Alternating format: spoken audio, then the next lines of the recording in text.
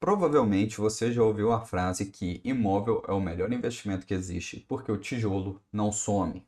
Mas será mesmo que na prática, comprar um imóvel físico com o objetivo de alugar é melhor do que investir em fundos imobiliários? Quando você decidiu isso, você colocou na ponta do lápis os custos de cartório, ITBI, corretagem, imposto de renda no aluguel e na venda, taxa de vacância, manutenção, dor de cabeça com o inquilino?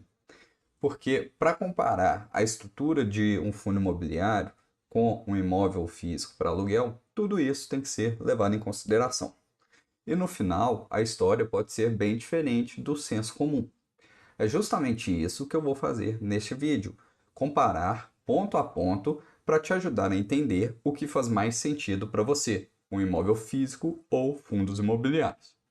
Eu sou Vitor Botelho, analista CNPI, e aqui no canal eu ajudo investidores e traders a operarem o mercado financeiro com método, gestão de risco, controle emocional, transformando conhecimento técnico em decisões consistentes, sustentáveis e alinhadas com a realidade de cada um. Se você quer investir em imóveis com consciência, sem cair em conversa de boteco, fica comigo até o final, porque vamos ver na prática qual é mais rentável.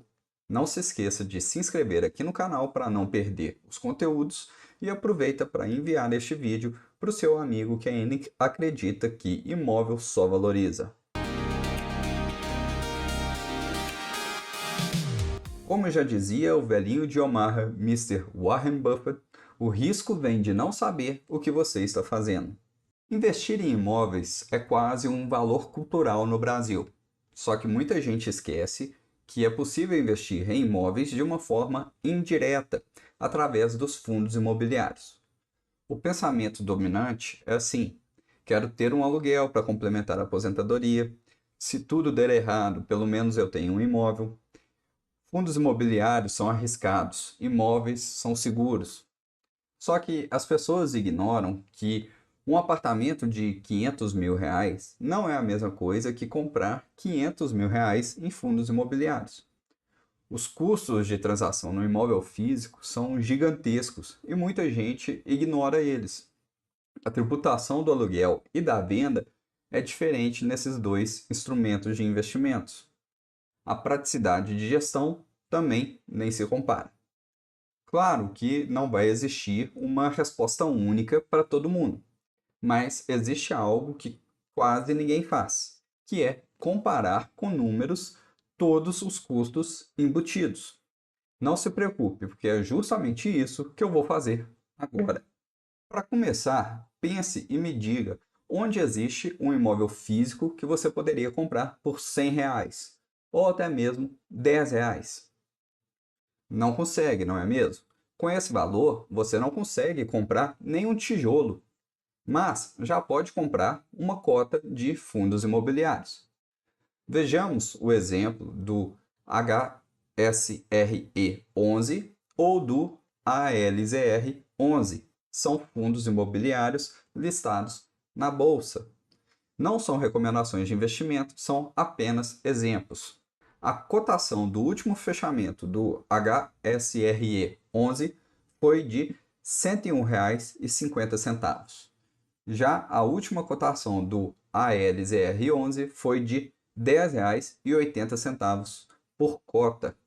Ou seja, são exemplos de fundos imobiliários que você pode comprar na casa de R$ 100 ou até mesmo R$ 10, como eu havia falado agora há pouco. Então, a primeira conclusão que chegamos é que o custo de entrada em um fundo imobiliário é bem menor do que em um imóvel físico.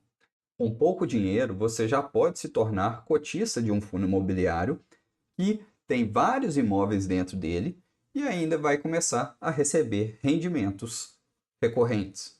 Passada essa fase da barreira de entrada, vamos agora avaliar a situação considerando valores que possibilitariam comprar um imóvel. Suponhamos João e Maria. Cada um tem R$ 500 mil para investir em imóveis. Com esse dinheiro, João vai comprar um apartamento para alugar.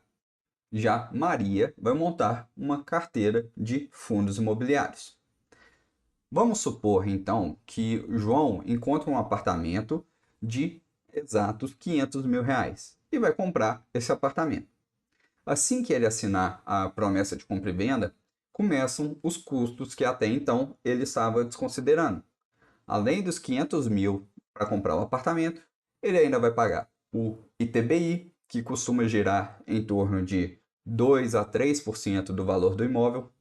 Vamos supor aqui no caso, 3% de 500 mil seria 15 mil reais. Além disso, também tem os custos com cartório, registro, escritura. Vamos colocar que tudo isso vai gerar em torno de 1% do valor do imóvel. Depende de cada cidade, do cartório, os custos, mas vamos supor aqui, a título de exemplo, 1% dos 500 mil, que corresponde a 5 mil reais. Então, o João ele vai pagar 500 mil pelo preço do imóvel, 15 mil de ITBI, 5 mil no cartório, totalizando o desembolso total de 520 mil reais. Ou seja, por baixo já sumiram 20 mil reais do bolso de João, só para ele conseguir ser o dono legítimo daquele imóvel. Já a Maria decidiu comprar fundos imobiliários. Para isso, ela vai comprar cotas na Bolsa de Valores, através da sua corretora. Nesse caso, não tem ITBI, não tem cartório, não tem escritura pública. Tudo é digital e fica registrado diretamente no CPF dela, assim que ela confirmar a operação no home broker da corretora. Pode ter custos extras? Até pode, mas hoje em dia muitas corretoras já zeraram a corretagem. Então, se ela tiver algum custo aqui, é porque quis. Da mesma forma, as corretoras, a maioria já não tem taxas de custódia. Então, não há custos nessa transação. Mas para não falar que não teria nenhum custo, vamos considerar que os emolumentos que são cobrados pela própria B3 quando é enviada uma ordem, esses emolumentos eles giram em torno de 0,03% do valor da operação. Considerando os 500 mil que Maria vai aplicar, isso daria menos de R$ 200 nessa ordem. Então, vamos considerar muito para cima, julgar para cima esse valor, vamos considerar R$ 500 de custos. Ainda assim, seria bem menos do que os 20 mil de custos que João teve em seu imóvel físico. Muito bem, agora que eles investiram o capital, vão começar a receber os rendimentos e aluguéis. Na média de mercado, imóveis residenciais tendem a render algo em torno de 0,3 a 0,6% ao mês de aluguel bruto sobre o valor de mercado do imóvel, dependendo da região. Eu vou mostrar aqui para vocês alguns exemplos que eu encontrei no quinto andar de imóveis que estavam tanto anunciados para aluguel quanto para venda, para compararmos qual percentual do aluguel corresponde ao valor de venda daquele imóvel anunciado. Como eu falei, eu trouxe aqui uma tabela mostrando o preço de venda aqui dos imóveis e o valor de aluguel. Aqui a proporção. A gente vê que realmente varia de 0,30 aproximadamente até próximo de 0,6% ao mês. A média aqui deu 0,47%, arredondando 0,5%. E aqui os links eu vou abrir alguns aqui para a gente comparar. O mesmo apartamento à venda por R$ 915 mil. Então a gente vê as mesmas fotos, 5 mil o aluguel, 915 mil a compra, então uma proporção de 0,55. Passando agora para o segundo apartamento aqui, a gente vê 3.900 aluguel, 1.100.000 o preço, 1.100.000 aqui o preço de compra, o mesmo apartamento, 3.900 o aluguel. O outro imóvel que eu ia mostrar, ele já não está disponível aqui para o aluguel. Aqui nós já vemos o apartamento de 2.200.000 sendo alugado por R$ 12 mil. Apenas o valor bruto do aluguel é considerado aqui. Aqui, para acabar, eu não vou mostrar todos, porque senão eu iria perder muito tempo, mas aqui está um apartamento de aluguel 6.690 e preço de 1.495, o mesmo apartamento. Bom, a gente viu alguns desses apartamentos que eu trouxe aqui, na média 0,50%, então vamos usar esse número e só esse trabalho aqui de encontrar apartamentos em locação e em venda já valeu o seu like. Como vocês viram, a média de aluguel em relação ao valor do imóvel é de 0,5% ao mês. Então, a partir de agora, vamos considerar este valor.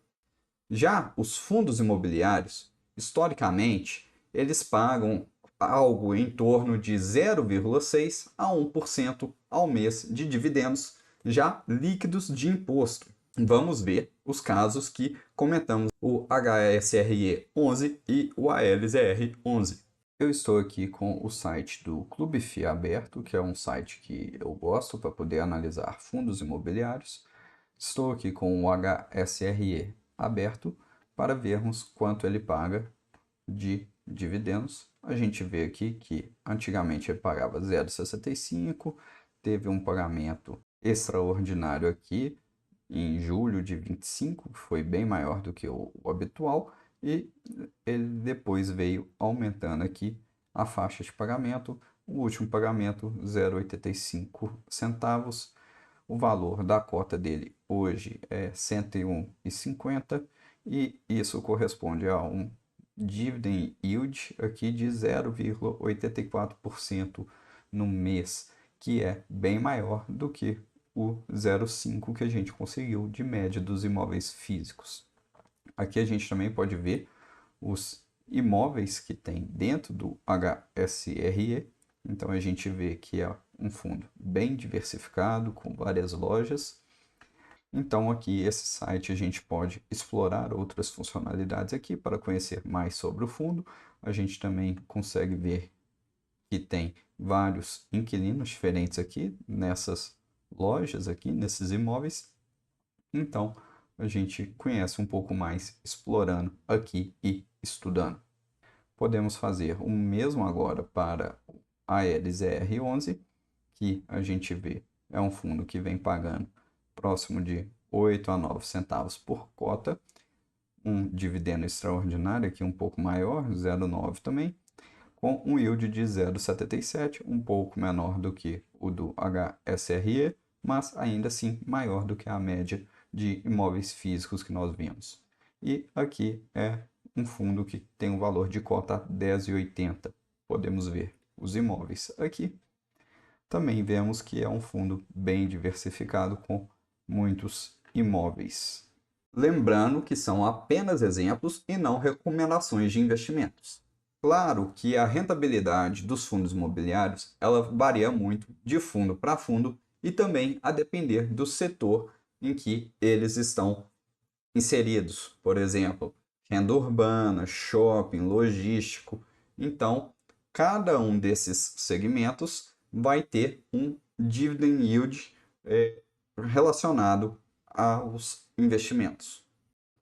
Mas, proporcionalmente, os fundos imobiliários costumam pagar mais do que os imóveis físicos, como acabamos de ver. Outra diferença é que no imóvel físico você tem mais custos, sendo que alguns podem até ser repassados para o inquilino, só que outros não. Dentro desses custos, nós podemos citar condomínio, IPTU, manutenção, reforma, taxa extraordinária, obras no prédio. Alguns, como condomínio e IPTU, são repassados aos inquilinos. Já outros, como taxa extraordinária, por exemplo, não é repassado e o proprietário deve suportar. Nos fundos imobiliários, as despesas do fundo elas já são descontadas antes de fazer o pagamento dos rendimentos. Então, quando o rendimento cai na conta, ele já é o valor líquido. Vamos considerar agora um outro fator, que é a incidência do imposto de renda. Vamos supor que o apartamento de 500 mil está sendo alugado por R$ 2.500 por mês. Em termos brutos, isso corresponde a 0,5% ao mês do valor de mercado do apartamento, ou aproximadamente 6% ao ano. Só que esse aluguel ele vai entrar na tabela progressiva de imposto de renda de João. Vai entrar como uma renda extra. E dependendo desse nível de renda, João pode pagar até 27,5% de imposto sobre o aluguel recebido. Sem contar que pode ter um percentual devido ao corretor de imóveis que trouxe o inquilino, por exemplo. Ou seja, o aluguel líquido, depois de custos e imposto de renda, costuma ser bem menor do que os 0,5% que nós estamos usando. Já a Maria, como uma pessoa física, ela tem benefícios para investir nos fundos imobiliários. Os rendimentos distribuídos pelos fundos listados e bolsas, eles são isentos de imposto de renda, desde que sejam respeitadas algumas regras, como não ser cotista de mais de 10% do fundo, ou que o fundo tenha mais de 100 cotistas, mas, em geral, os grandes fundos imobiliários, todos estão dentro dessa regra, e para o pequeno investidor, que não tem milhões ou bilhões de reais investidos, fica fácil se manter dentro das regras e ter o rendimento isento de imposto de renda. Então, a Maria vai receber todo mês da corretora o rendimento líquido. É claro que isso pode mudar com alguma legislação futura. Inclusive, recentemente nós vimos o governo federal já tentou diversas vezes colocar uma tributação, mas no cenário atual, os fundos imobiliários ainda têm essa vantagem tributária gigantesca em comparação com o aluguel do imóvel físico. Vamos considerar agora o trabalho de gestão desses investimentos, o imóvel de João e os fundos de Maria. O imóvel físico, João precisa encontrar um inquilino, fazer um contrato, fazer vistoria de entrada e de saída, lidar com atrasos de aluguel, por exemplo, eventualmente entrar com uma ação de despejo, tem que lidar com a reforma, pintura, conserto de algum vazamento, dentre tantos outros fatores. É claro que João pode terceirizar uma parte disso para uma imobiliária, mas não existe almoço grátis. E se ele terceirizar esses serviços, ele vai ter que pagar uma taxa de administração, que geralmente é um percentual sobre o valor do aluguel recebido. Além disso, ele vai continuar lidando com algumas decisões, como reforma, troca de inquilino, dentre outras. E como já falamos aqui neste vídeo, João ainda vai ter despesas com o imóvel em caso de vacância, ou seja, quando o imóvel ficar sem alugar durante algum tempo, João vai ter que pagar o condomínio, o IPTU, manutenção, reforma predial, tudo isso vai ser responsabilidade de João. Ou seja, quando a renda foi a zero, surgiram as despesas que o inquilino pagava antes. Já a Maria, que decidiu investir em fundos imobiliários, ela não tem que lidar diretamente com o inquilino. Ela não negocia aluguel, ela não cuida de reforma, não tem que processar ninguém. Tudo isso é trabalho da gestão do fundo imobiliário. O trabalho da Maria como cotista é analisar o fundo, acompanhar os relatórios, avaliar se o portfólio e a gestão eles continuam fazendo sentido para ela, se estão alinhados com o que ela entende como um bom investimento, e assim ela continua investida. A partir do momento que não fizer mais sentido para ela, que ela entender que a gestão não está entregando o que ela espera, ela pode vender as suas cotas. Ou seja, muito menos operacional e mais estratégico. Não podemos deixar de falar também sobre a diversificação. No imóvel físico, João tem apenas um apartamento. Ele tem ou 100% da renda quando o imóvel está alugado, ou 0%. É uma variação abrupta e que pode acontecer a qualquer momento. O risco de João está concentrado. Já no caso de Maria, ela pode comprar diversos fundos. E dentro desses fundos, por sua vez, podem ter dezenas ou até centenas de imóveis. Além disso, eles podem ter diferentes inquilinos em cada imóvel. Então, se um inquilino sair de um imóvel de um fundo imobiliário, Maria vai sentir essa perda, essa vacância, em um pedaço mínimo na sua renda total. É literalmente uma forma de não colocar todos os ovos na mesma cesta. Finalmente, vamos imaginar que, por algum motivo, João e Maria resolveram se desfazer dos seus investimentos. Na hora de vender o imóvel, João vai anunciar em uma imobiliária e vai pagar um percentual para o corretor de imóveis. Geralmente varia entre 5% e 8% do valor de venda. Além disso, João pode ter problema de liquidez. Ele vai anunciar o imóvel por um valor e não vai receber nenhuma proposta. Passam-se meses com o apartamento anunciado e só recebendo propostas abaixo do valor pedido. Durante todo esse tempo, o apartamento fica desocupado e João tendo que arcar com as despesas dele. Vamos supor, então, que João esteja pedindo 630 mil reais pelo seu apartamento que ele comprou por 500. Para vender mais rápido, ele resolve dar um desconto e aceita uma proposta de 600 mil reais. Desses 600, no mínimo 5% vai para a imobiliária que arranjou a venda, ou seja, 30 mil reais. João vai receber 570 mil. Além disso, talvez ainda demore mais alguns dias para o banco liberar o financiamento do comprador. Ou, se considerarmos que a venda foi negociada em parcelas, João vai demorar alguns meses para receber todo esse valor. O importante é que, algum dia, ele vai receber os seus 570 mil reais. Então, se ele comprou o imóvel por 500, vendeu por 570, ele teve 70 mil de lucro, certo? Se ele teve lucro, ele tem que pagar o imposto de renda agora. E o governo leva 15% desse lucro, ou seja, R$ 10.500. Vai sobrar no bolso de João 559.500. Já a Maria, ela não tem problema de liquidez. Ela pode vender todos os dias os seus fundos imobiliários na bolsa de valores. Ela, inclusive, já sabe qual é o valor que ela vai receber por cada cota. Esse valor está na tela. Então, ela entra no home broker, digita a ordem de venda e confirma. Ela vai pagar no máximo uma corretagem, se houver, e os emolumentos, que são uma fração muito pequena, como já vimos. Em 2 dias, o dinheiro entra na conta dela. Esse é o prazo da Bolsa de Valores para compra e vendas de ativos.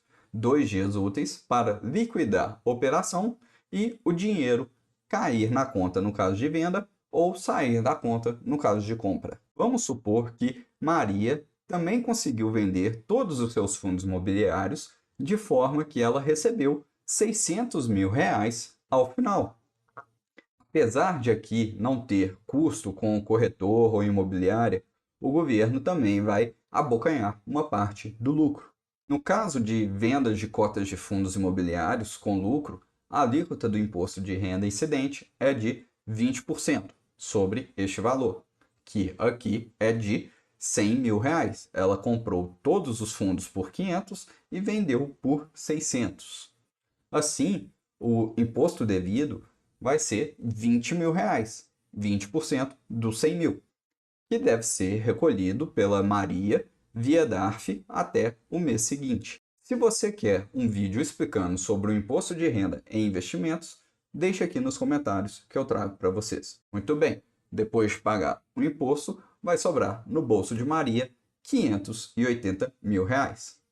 Então, Maria comprou por 500, vendeu por 600, pagou o imposto e ficou com 580. João também comprou por 500, vendeu por 600, teve outros custos, pagou o imposto e ficou com 559.500. Um último ponto importante. Suponha que João e Maria não vão vender seus investimentos. Eles ficaram com eles até morrer. Com o falecimento deles, o patrimônio tem que ser dividido para os seus herdeiros.